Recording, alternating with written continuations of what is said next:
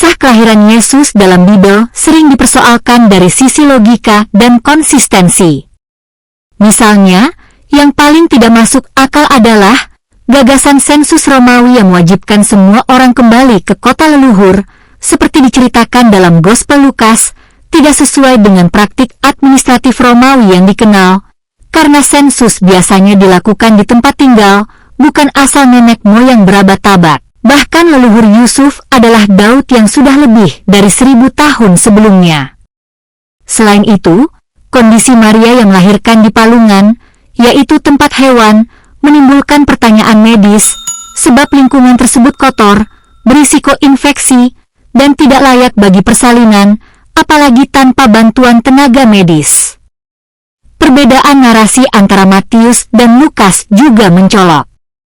Matius menggambarkan keluarga sudah berada di Bethlehem, lalu melarikan diri ke Mesir karena ancaman Raja Herodes, sementara Lukas menyebut mereka berasal dari Nazaret, datang ke Bethlehem karena sensus, lalu kembali dengan damai tanpa kisah pembantaian bayi. Tidak ada catatan sejarah independen tentang pembunuhan massal bayi oleh Herodes, padahal peristiwa sebesar itu seharusnya terdokumentasi.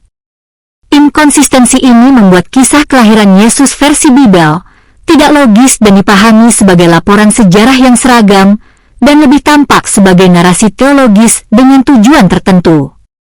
Agar Anda dapat memahaminya dengan baik, berikut ini pendapat Notebook LM. Kelahiran Isa atau Yesus adalah salah satu cerita yang paling kita kenal di dunia. Tapi, pernah kepikiran nggak sih kalau cerita di Alkitab dan Al-Quran itu ternyata beda banget? Nah, kali ini kita akan membedah sebuah teks yang nggak cuma membandingkan kedua cerita itu, tapi juga menggunakannya untuk membangun argumen yang cukup mengejutkan soal hubungan antara iman dan logika. Oke, ini dia peta perjalanan kita. Kita mulai dari satu pertanyaan sederhana yang bakal menantang adegan kelahiran yang udah klasik banget. Terus, kita bedah versi Alkitab dan versi Al-Quran. Dari situ, kita lihat gimana sumber ini membandingkan keduanya, lalu menariknya ke argumen yang lebih besar soal logika, dan ditutup dengan kesimpulan akhir yang, wah, belak-belakan banget. Yuk, kita mulai. Oke, kita langsung masuk aja ya.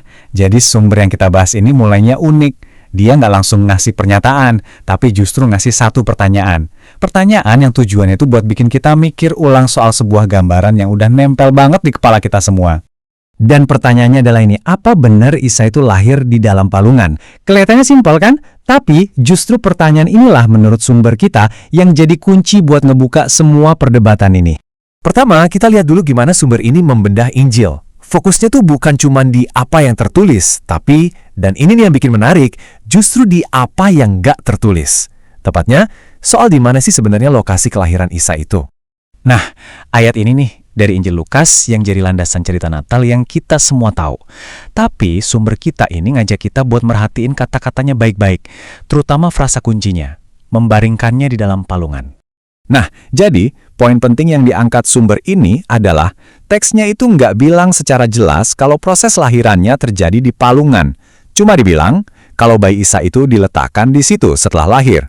Dari sini, sumber ini nyimpulin kalau mau ditarik kesimpulan yang paling logis, ya berarti lahirnya itu di kandang hewan yang nyambung sama penginapan.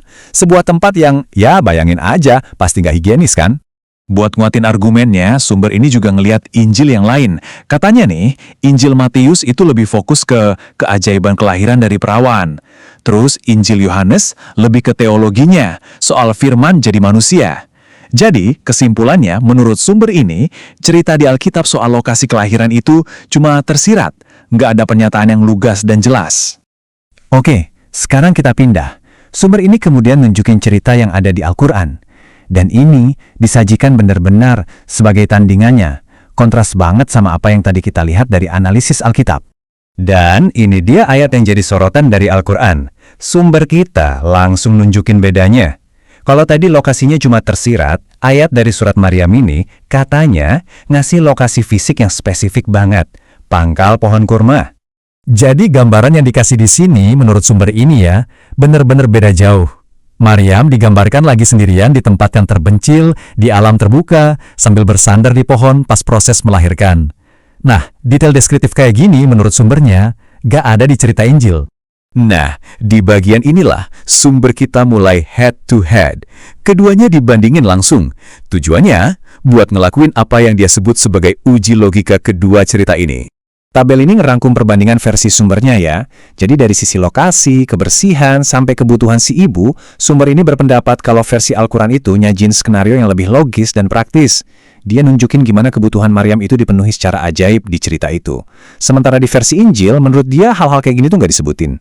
Oke, sekarang sumber ini bikin lompatan yang gede banget.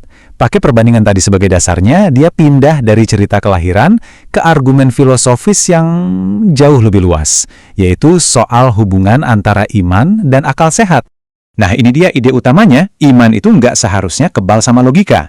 Menurut sumber ini, kitab suci itu harusnya tetap masuk akal di zaman sekarang, sama masuk akalnya kayak di zaman dulu. Keyakinan agama itu ya harus bisa diuji pakai nalar. Nah, dari ide itu, sumber ini lanjut mengkritik beberapa doktrin utama Kristen. Konsep-konsep kayak inkarnasi atau Tuhan jadi manusia, Trinitas, dua natur Kristus, sama dosa asal, semuanya disebut nggak logis sama sumber ini. Argumennya? Karena doktrin-doktrin ini katanya nggak punya dasar ayat yang jelas dari Tuhan di dalam Alkitab. Buat mendukung poin ini, sumbernya ngasih pertanyaan retoris yang lumayan nusuk. Dia nanya, kok bisa Tuhan menurut interpretasi mereka ya, nggak ngasih satu ayat pun yang jelas soal doktrin yang sepenting ini. Tapi di sisi lain, Tuhan malah ngomong panjang lebar 11 ayat ke Kain atau ngulang-ngulang akulah Tuhan sampai ratusan kali. Ini cara sumber ini mempertanyakan apa sih prioritas Tuhan yang sebenarnya tersirat di dalam teks. Oke, kita udah sampai di ujung analisis ini. Di sini kita bakal lihat kesimpulan final dan ajakan dari teks sumber ini sebagai puncak dari semua argumen yang udah dibangun.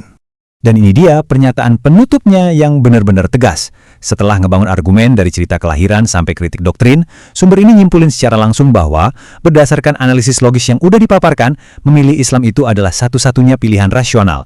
Nah, ini adalah sikap dan kesimpulan akhir dari teks sumber itu sendiri. Jadi, pada akhirnya, analisis dari sumber ini ninggalin kita semua dengan satu pertanyaan gede.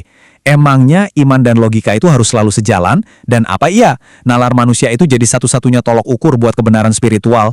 Nah, inilah inti dari argumen yang udah kita bedah bareng-bareng. Sebuah pemikiran yang provokatif buat kalian renungkan. Makasih udah nyimak.